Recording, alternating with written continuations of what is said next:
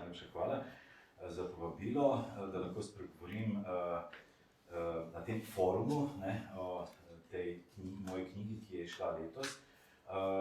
Izšla je pri založbi, torej to je znanstvena založba Filozofske fakultete, torej po eni strani Filozofska fakulteta, po drugi strani pa AGRFT, Akademija za gledališče, radio, film in televizijo, ker sem jaz zaposlen, ker delam kot profesor, predavam zgodovino gledališča, slovenskega in svetovnega, antropologijo gledališča in še kakšne druge stvari. Na akademiji imamo tudi raziskovalno skupino, katere član sem, in seveda v današnjem času, to je že od nekdaj tako, da če sem profesor na univerzi, se tudi nekako predpostavlja, je samo po sebi pomembno, da nenehno raziskuješ in poskušaš širiti obzorja, ker to je nek predpogoj, da lahko tudi tam poveš kaj novega, kaj zanimivega, kar mogoče še niso vedeli. Torej, ta knjiga je nastala kot en tak plod, rezultat nekega večletnega raziskovanja, ki sem mu jaz dal nekako krovno ime, skupni naziv Gledališče upora. Čeprav gre tudi za nekatere, jaz bi rekel, relativno heterogene prakse, to so vse performativne prakse, ampak so relativno heterogene. Tisto, kar jih nekako povezuje, je gotovo recimo čas 20. stoletja, to so glavni primeri iz 20. stoletja in na koncu še nekaj takih iz naše sodobnosti, torej začetek 21. stoletja. Najprej bi mogoče povedal to, da je ta naslov knjige se zdi enostaven. Gledališče, to nekako vsi vemo, kaj naj bi bilo, pa upor, to bi nam nekako bilo vse jasno. Meni so vedno sumljivi ti pojmi, ki so samo po sebi umevni. In mislim, da jih nekoliko take ne smemo sprejeti, da moramo vedno malo pogledati v ozadje, vedno malo poglobiti naš premislek.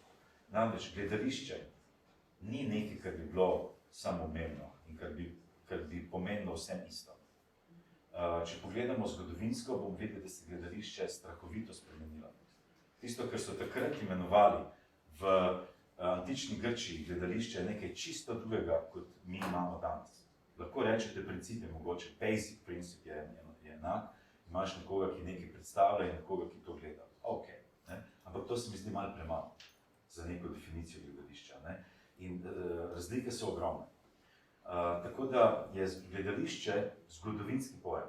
In pravzaprav vedno moramo najprej premisliti, o katerem gledališču govorimo, če uporabimo besedo gledališče. Jo moramo nekako kontekstualizirati.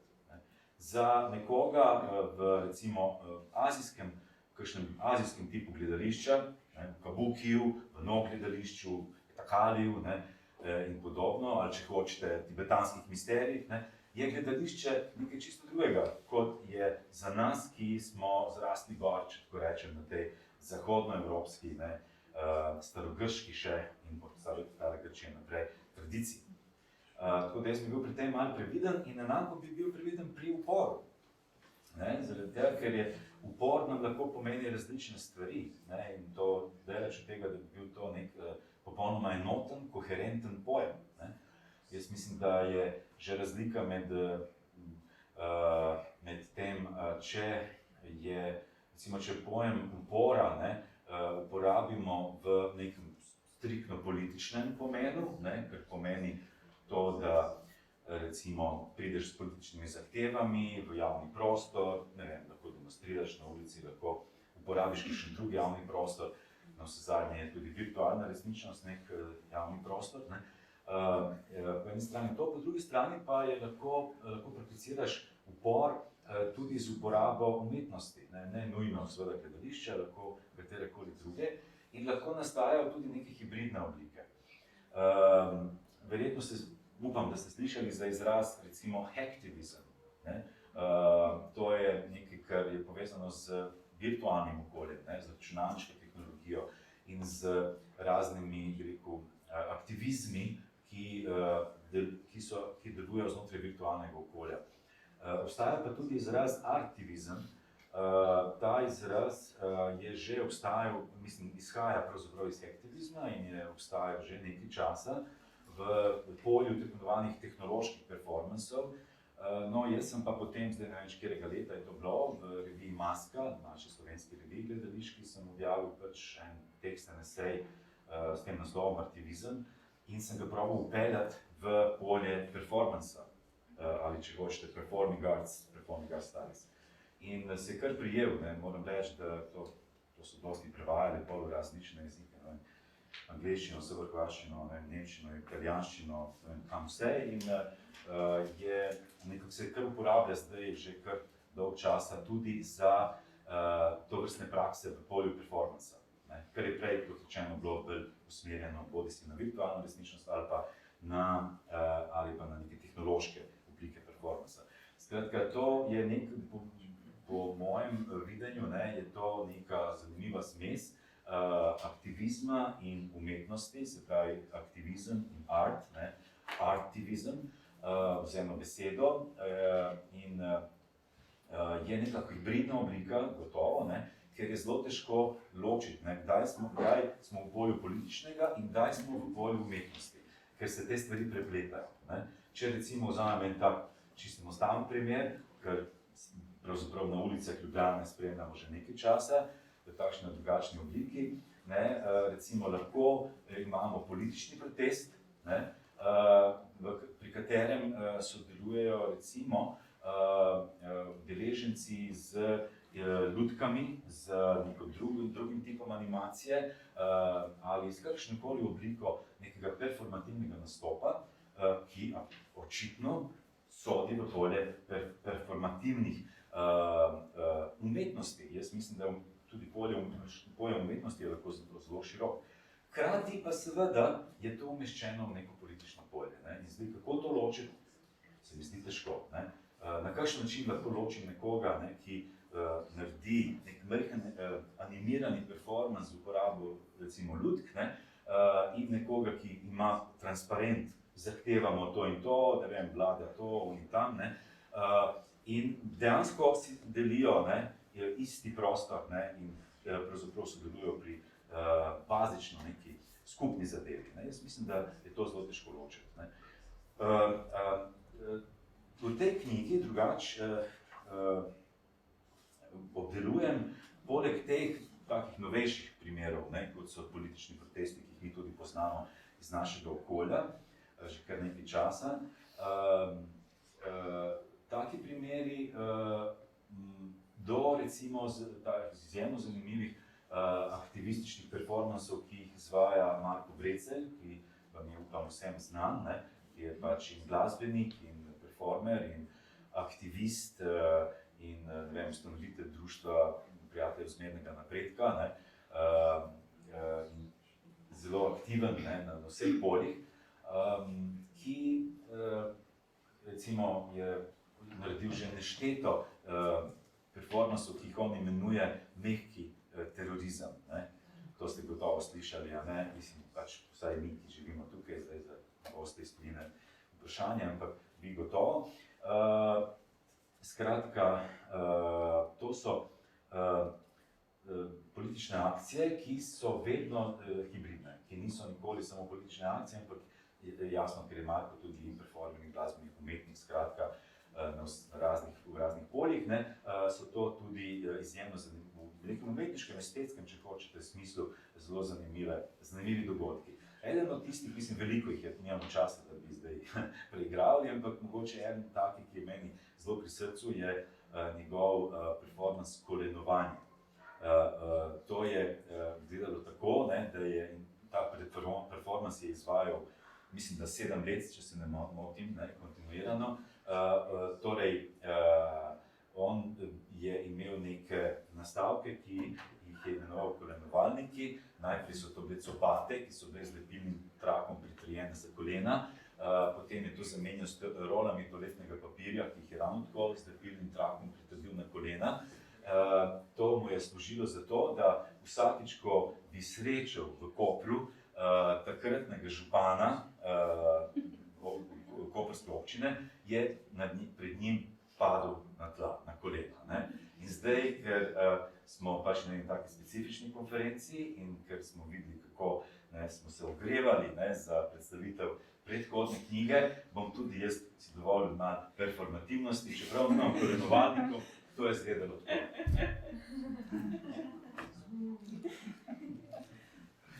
Skratka, Marko Brecelj bi to dosti boljši izvedel kot jaz. Skratka, on je v bistvu padel na kolena pred nekim, veste, pred kom se pade na kolena?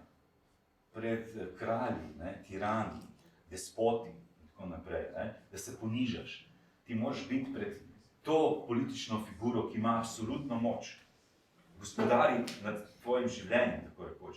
Ti moraš biti vedno ponižen, vedno si nižji od njega, vedno glavo dol.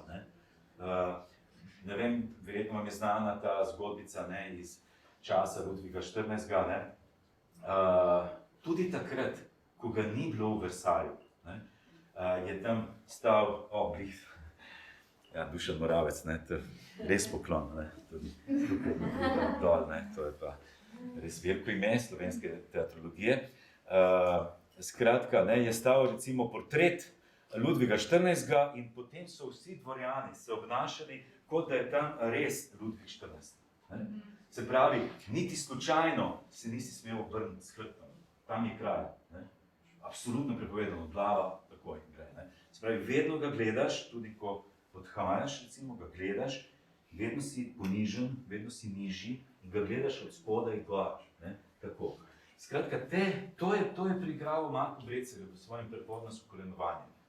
On se je, kot temu rečemo v naši stroki, gledališki teoriji, on se je nadidentificiral. On uporablja metodo pretiranega poistovetenja, če hočete v slovenščini, da je kleni.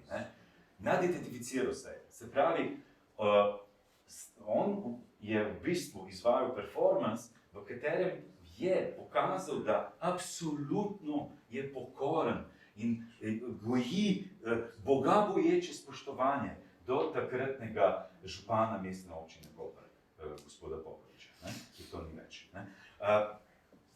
Zakaj? Zaradi tega, ker je to ena izmed subverzivnih metod. Klasična disidentska pozicija je, jaz godrnjam proti oblasti, kaj mi pa morejo? Fuck off, zaprite me, pa kaj pol? Jaz sem proti vam. To je klasična disidentska pozicija. Pol zaprejo malo disidentov in tako naprej. Sploh recimo v socializmu, ko smo uporabljali ta izraz disident, vzameš pasport, pa ga daš malo v keho, da se malo umiri in ga držiš pod kontrolo na ta način. Dejansko ga brez problema držiš pod kontrolo. Dosti težje je za oblast se ubraniti pred tistimi, ki jih ne kritizirajo tako, da kričijo na njih in pljuvajo in ne vem kaj, ampak in se klanjajo. To je pa čudno. To je pa čudna situacija. To je pa, oblast ima problem, ker se tisti, ki jo kritizira, obnaša nepričakovan način. In nima inštrumentov, kaj naj naredi. Kaj je počel župan takratni gospod Popovič? Nič. Poskušal se je izogibati Marku Brecelju. To je vse, kar je lahko naredil. Kar mu je bilo pa ni bilo tako enostavno, ker Marko je bil vedno na preži. Vedno. In pol je celo naredil še eno nadgraditev performansa.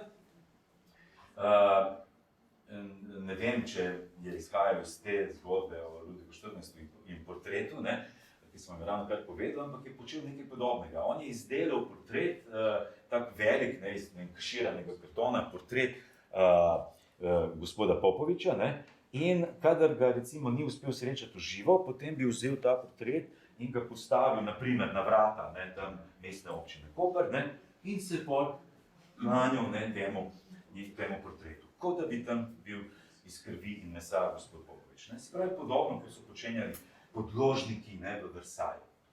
Skratka, na en zelo eleganten in luciden, inteligenten način pokažeš temu cesarju, da je enak. To je recimo en tak primer, ki je ves sodoben. V knjigi drugače, mimogrede sem pozabil povedati, jaz zelo nekaj dajem, mislim, mi nekaj pomeni neko izmenjava, ne, in neko menjava daru, ne, se mi zdi, da to je ena stara antropološka praksa, in iz hvaležnosti, da sem danes lahko govorim pred vami, sem prinesel tudi nekaj izvodov knjige, ki jo lahko dobite kot darilo, ne. Tam je nekaj izvodov na misici, tako da lahko pol vzamete, ni treba nič plačati, ne. Tako rekoč smo že v komunizmu, vse zastonj, ne. Malo se hecam, ampak se mi zdi, da je to, drugače se lahko seveda kupi, ne, knjigarni, ampak za vas upam, da bo dovolj za vse, ki si jo želite imeti, verjetno ne želite vsi. Da tukaj še nekaj izvodov v rezervi, ne, če bo zmanjkalo. Sem to, da povem, to so novejši primeri, ne. To aktivizem, protest art in podobne stvari in recimo Marko Brecelj, takti performansa, tako mehki terorizem, to so sodobne stvari. Večji del knjige je pa vendarle zgodovinski, ne.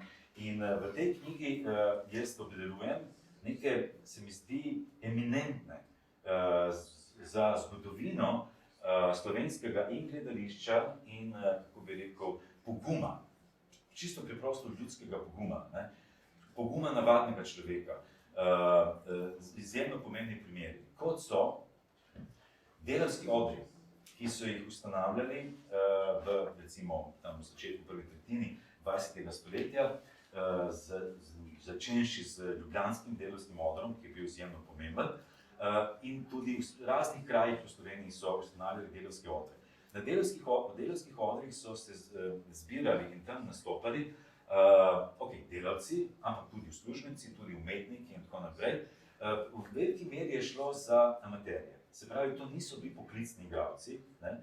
Tukaj vidim tudi neko povezavo, na primer, z gledališčem zatiranih in to participativnostjo, vključevanjem raznih ljudi v dogajanje, ki niso nujno izšolani igralci. Mi na LGBT-ju smo taka šola, da izšolamo igralce, da postanejo poklicni igralci, ampak mislim, da je recimo ravno delavski oder en fantastičen primer, kako se pravzaprav da ustvarjati vrhunske predstave tudi v polju amaterskega gledališča. Zakaj je temu tako? Jaz menim, moja teza je ta, da je to bilo možno zaradi tega, ker so se na nek način zavedali, in to pri tem so jim pomagali taki, bi rekel, gledališki umi, ne, kot je bil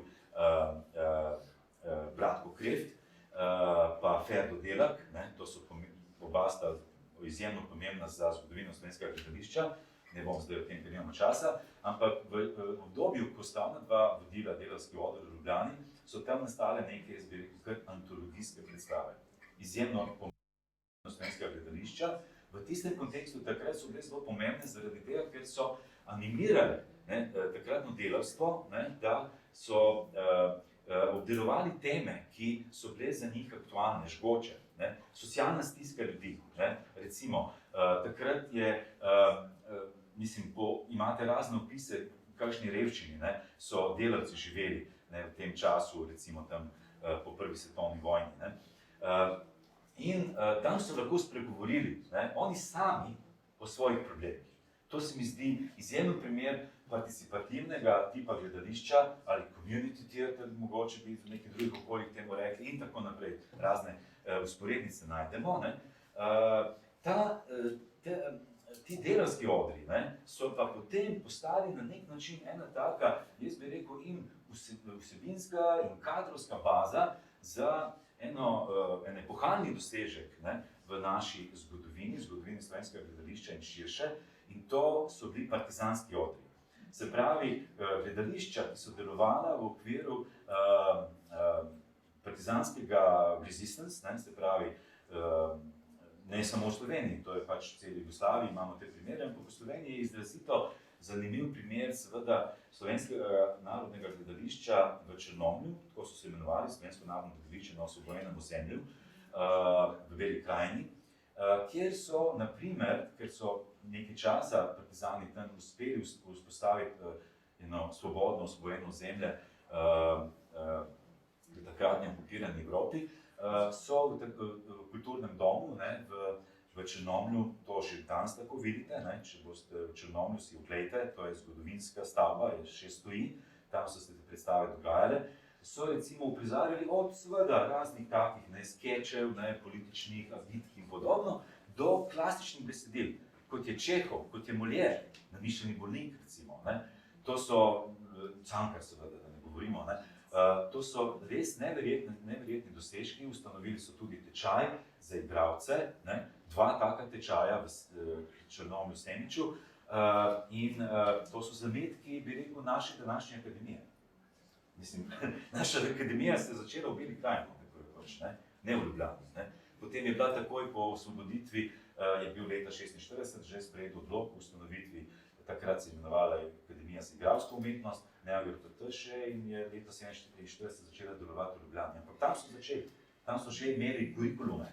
Mi to vse hranimo v našem arhivu na AGRFT, če koga zanima, lahko pride pogledati. To so kurikulumi, to so, ne vem, izpiti, ki so jih tam delali, ocene, ki so jih dobivali. To je bila, mislim, bil je tečaj, ampak je bila dejansko igralska šola, zelo resna.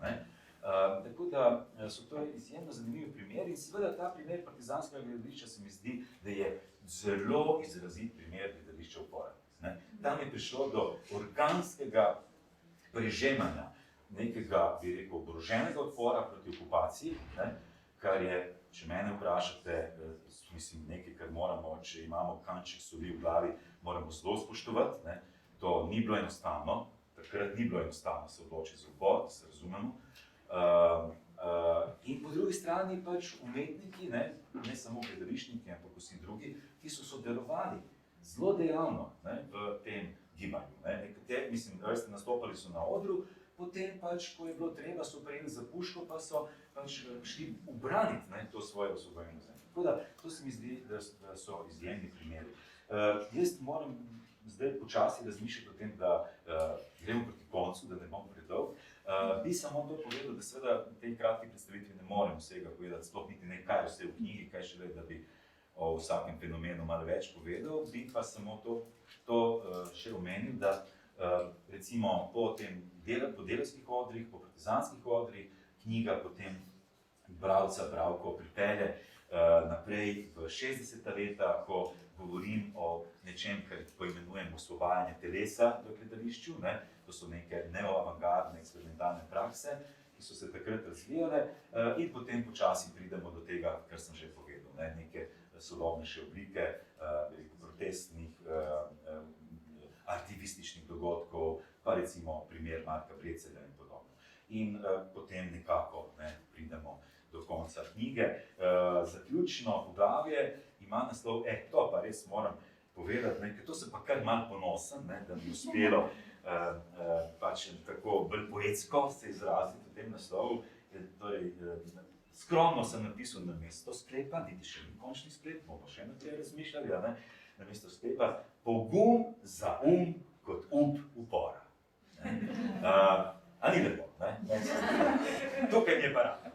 Če mi nič drugega v knjigi ni ratano, se mi zdi, da mi je ta zadnja naslov, to pa sem res ponosen, tega mi ne smete vzeti. Vse ostalo lahko kritizirate, kako hočete.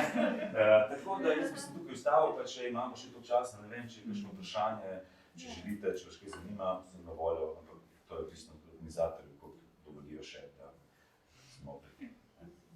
Imamo čas še za vprašanje.